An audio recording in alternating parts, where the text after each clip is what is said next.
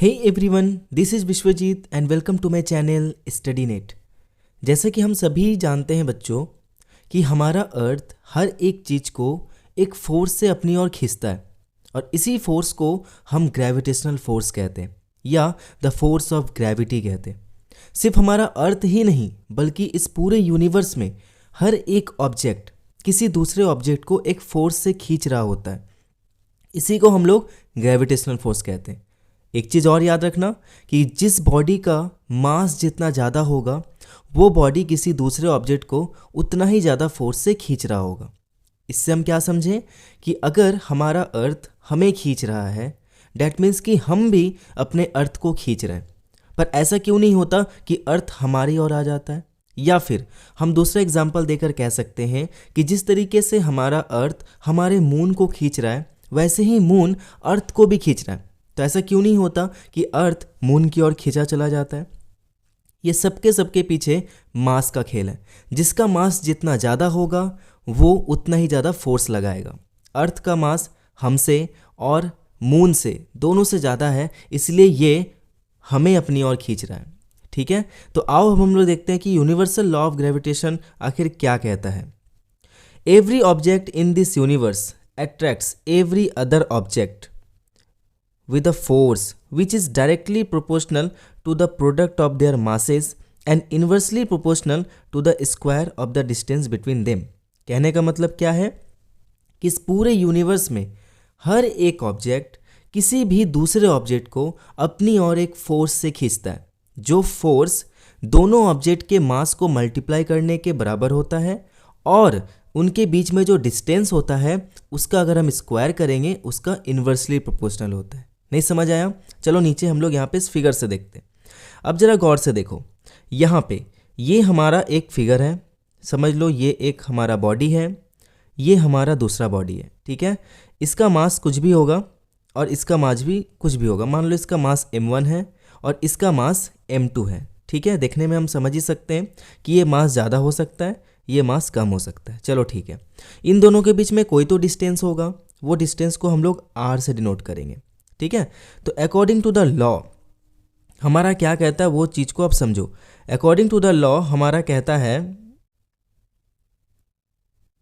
कहाँ गया भाई green? According to the law हमारा क्या कहता है कि the force is directly proportional to the product of their masses. तो इससे हम क्या लिख सकते हैं? देयरफॉर एफ, ये कलर सही नहीं है, let me change the colour. चलो, देयरफॉर हम क्या कह सकते हैं कि force is directly proportional to m1 into m2 और इसको हम इक्वेशन फर्स्ट मान लिए। ठीक है, चलो दूसरा चीज़ हमारा क्या कहता है कि फोर्स जो है वो इन्वर्सली प्रोपोर्शनल है डिस्टेंस का। तो इन्वर्सली प्रोपोर्शनल का मतलब 1/। ठीक है, चलो ये हमने लिख दिया। ठीक है, यहाँ तक तो कोई दिक्कत नहीं होगा। अब यहाँ पे हम आगे लिखते हैं, from equation first and second we get. हमें फर्स्ट एंड सेकेंड से क्या मिलता है ज़रा गौर से देखना। हमें फर्स्ट एंड सेकेंड से मिलता है F is directly proportional to m1 into m2 और F is inversely proportional to the square of the distance between them. ठीक है, अब ये जो आपको साइन दिख रहा है इस साइन को हम कहते हैं इन्वर्सली प्रोपोर्शनल या डायरेक्टली प्रोपोर्शनल, जैसा ये काम करता है। ठीक है, अब देखो यहाँ पे हमेशा इस साइन को हटाने के लिए हमको वहाँ पे इक्वल टू बैठाना पड़ता है और इक्वल टू के साथ कोई ना कोई वहाँ पे कांस्टेंट आएगा। तो f इज इक्वल टू, हम यहाँ पे कांस्टेंट के लिए g ले लेते हैं, g। ठीक है, next m1 into m2 by r square. ठीक है, तो ये साइन हटा इसीलिए यहाँ पे इक्वल टू आया और उसके जगह पे g जो है वो कांस्टेंट है। ठीक है, अब देखो अगर हमें g का वैल्यू निकालना हो तो हम क्या लिखेंगे? हम यहाँ पे लिखेंगे g इज इक्वल टू, अब जितनी भी चीज़ें हैं इसको हम लोग क्या करेंगे? चेंज कर देंगे। जैसे ये और ये दोनों मल्टीप्लाई हो जाएगा तो f into r square divided by m1 into m2। तो ये हमारा g का फॉर्मूला बन जाएगा। ठीक है बच्चों, आई होप यहाँ तक कोई दिक्कत नहीं होगा। अब जो सबसे इम्पॉर्टेंट बात आती है कि भाई ये g का वैल्यू क्या होगा और g का SI यूनिट क्या होगा। तो मैं आपको सिंपल भाषा में समझाता हूँ कि जब भी आपको SI यूनिट निकालना हो ना, किसी भी चीज़ का आप अगर SI यूनिट निकाल रहे हो तो आपको क्या करना है, देखो निकालते कैसे। अब g का SI यूनिट क्या होगा, सबसे पहले फोर्स का SI यूनिट क्या होता है, न्यूटन। चलो हमने लिख दिया। अब ये r यहाँ पे क्या डिनोट कर रहा है, डिस्टेंस। तो डिस्टेंस का SI यूनिट क्या होता है, मीटर। और इस पे स्क्वायर चढ़ा हुआ तो हम यहाँ पे क्या लगा देंगे, स्क्वायर डिवाइडेड बाई। मास का SI यूनिट क्या होता है, kg। और यहाँ पे फिर से मास है तो फिर से kg। तो क्या इसको हम लिख सकते हैं, g is equal to newton metre square per kg square. क्या इसको हम इस तरीके से भी लिख सकते हैं, Newton metre square per kg square. क्या इसको हम ऐसे भी लिख सकते हैं, Newton metre square per kg square. तो इस चीज़ को आपको ध्यान रखना है कि हम इस तरीके से भी यूज़ करते हैं। ठीक है बच्चों, आई होप कि यहाँ तक कोई दिक्कत नहीं होगा।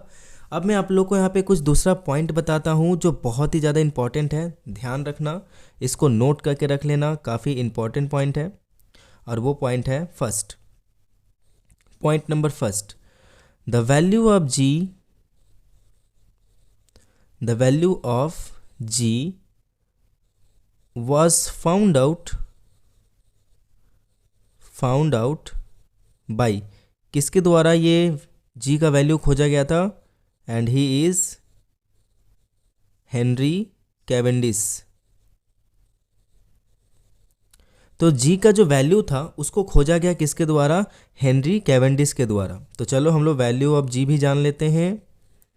The value of g is, g का वैल्यू कितना है भाई, देख लेते हैं, 6.673 into 10⁻⁻11 Newton metre square per kg square. ठीक है, तो ये कुल मिलाकर जो मैंने आपको बताया ये पूरा का पूरा लॉ है, यूनिवर्सल लॉ ऑफ ग्रेविटी।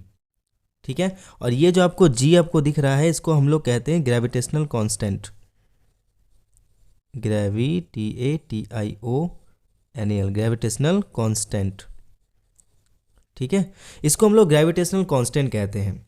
और इसका वैल्यू, इसका जो आपको वैल्यू दिख रहा है ना, ये फिक्स है। ठीक है, आई होप कि बच्चों आप लोग को ये समझ में आ गया है। And thank you so much for watching this video.